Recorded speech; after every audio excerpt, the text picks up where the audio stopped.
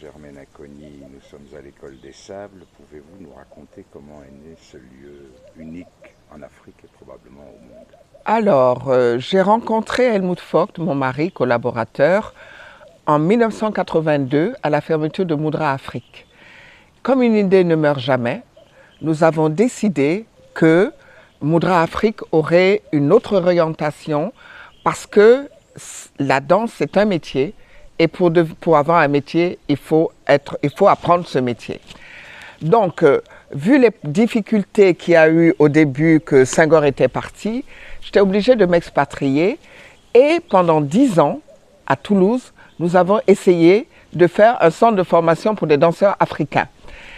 Et pendant 10 ans, le ministère de la Culture en France, le maire de l'île Jourdain près de Toulouse, même avait acheté une ferme pour que nous fassions un centre de formation pour les danseurs africains parce pendant tout l'été, on emmenait des danseurs du monde entier et l'île Jourdain vivait au rythme de l'Afrique et aussi économiquement.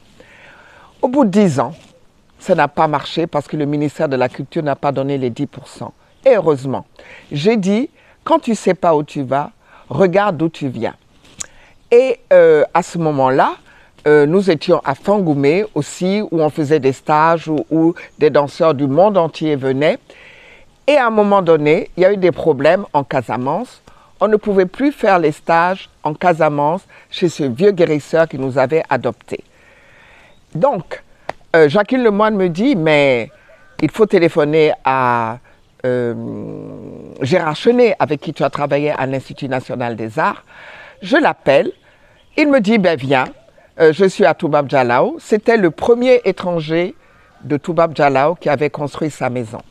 Donc, on avait 35 danseurs de plusieurs pays d'Europe. Nous avons débarqué. Il avait loué des maisons à Toubab Dialaw. Nous avons occupé tout l'espace. Et pendant 3 semaines, nous avons fait un stage extraordinaire.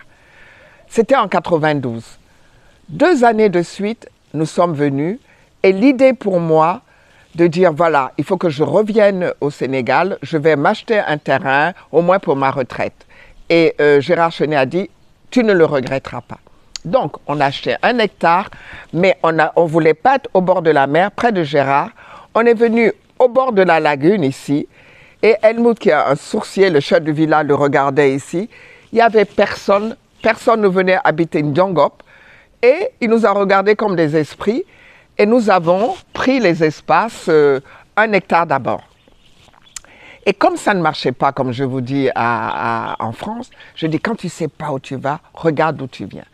Nous sommes revenus ici et Helmut, vu l'exemple de Gérard Chenet où toutes les maisons l'enserraient, il a dit, il faut qu'on élargisse, qu'on demande le plus d'espace possible, qu'on achète le plus d'espace possible. Et on a élargi, on a acheté 4 hectares pour commencer les travaux.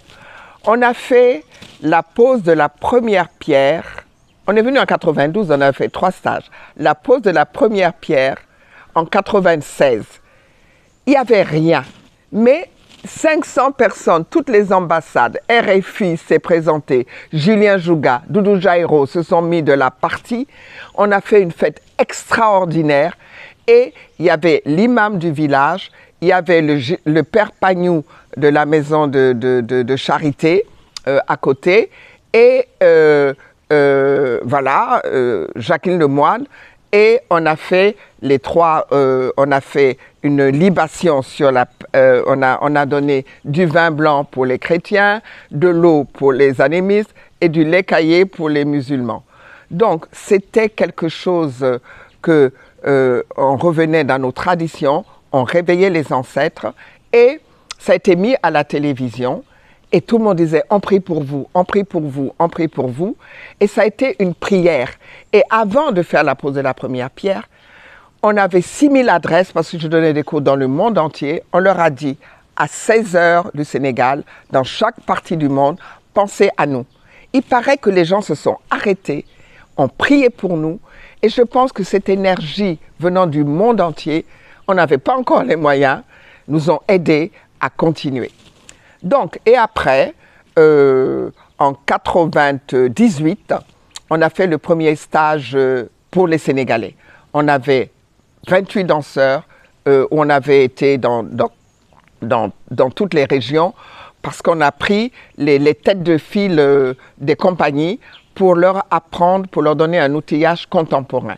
Ça a été extraordinaire, parce que le Goethe Institut a été un de nos partenaires, et donc Suzanne Link est venue.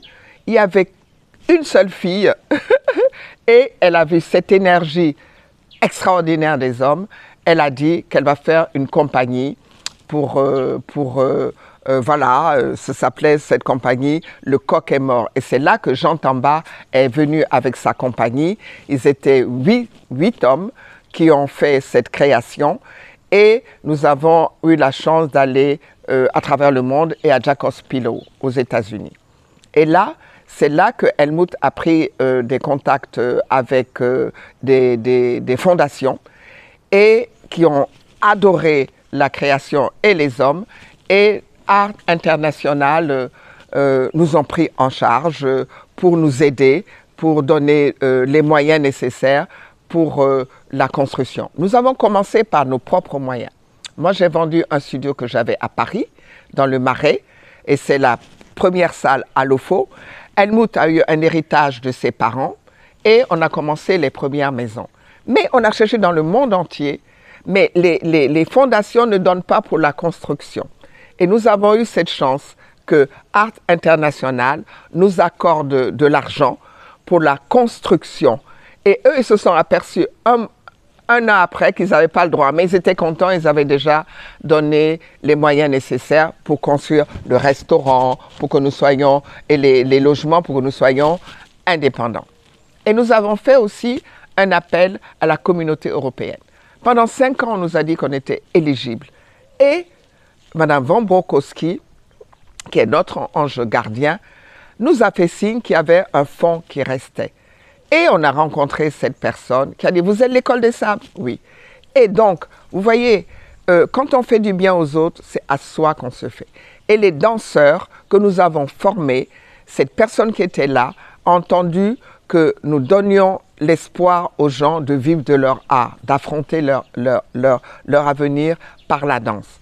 Donc, c'est là que nous avons eu l'aide de la communauté européenne pour finir la construction. C'est un miracle, parce que Helmut a toujours dit qu'on ne peut pas emprunter de l'argent et que pour nous, c'était vraiment d'aider toute l'Afrique, francophone, anglophone et lusophone, à se retrouver ici. Et je vous assure, en 99, il y a eu l'inauguration de la première salle à l'OFO et nous sommes partis en tournée et les constructions ont continué. Et en 2004, c'était l'apothéose où nous avons tout construit. On a 24 bungalows, je crois, 24 bungalows, la restauration, les bureaux. Enfin, vous allez faire un tour.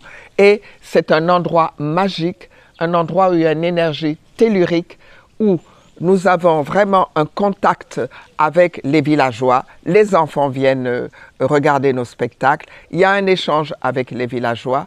Les femmes du village m'ont initié au Ndeup et ont emmené les mânes de mes ancêtres du Bénin ici.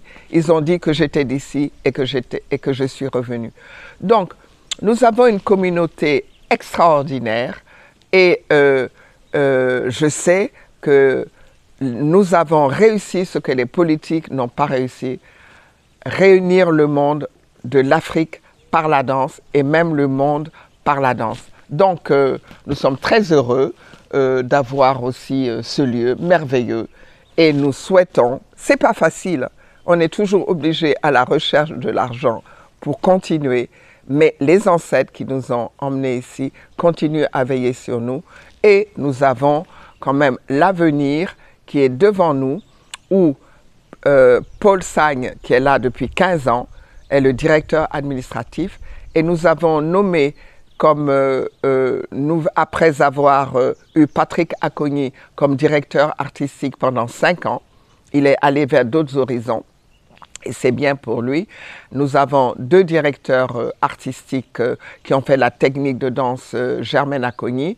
C'est Alessandra Seta, qui est d'origine belge et Afrique du Sud, et Wesley, qui est rwandais.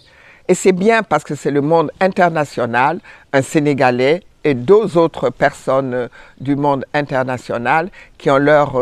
voilà. Donc l'avenir est là. Nous passons le relais aux jeunes et nous souhaitons que cela continue en communauté avec les artistes comme Patricia Gomis qui est là et d'autres artistes qui grouillent parce que en venant ici, je crois que Gérard Chenet, nous avons posé le fondement pour que ce soit une communauté d'artistes. Et nous souhaitons que cette communauté continue à durer et à être ici pour continuer à vivre en paix. Car l'art, c'est le développement, l'art génère de l'économie. Et je souhaite que nos chefs d'État, nos gouvernements s'en aperçoivent et aident à éclore cette merveilleuse culture qui se trouve chez nous.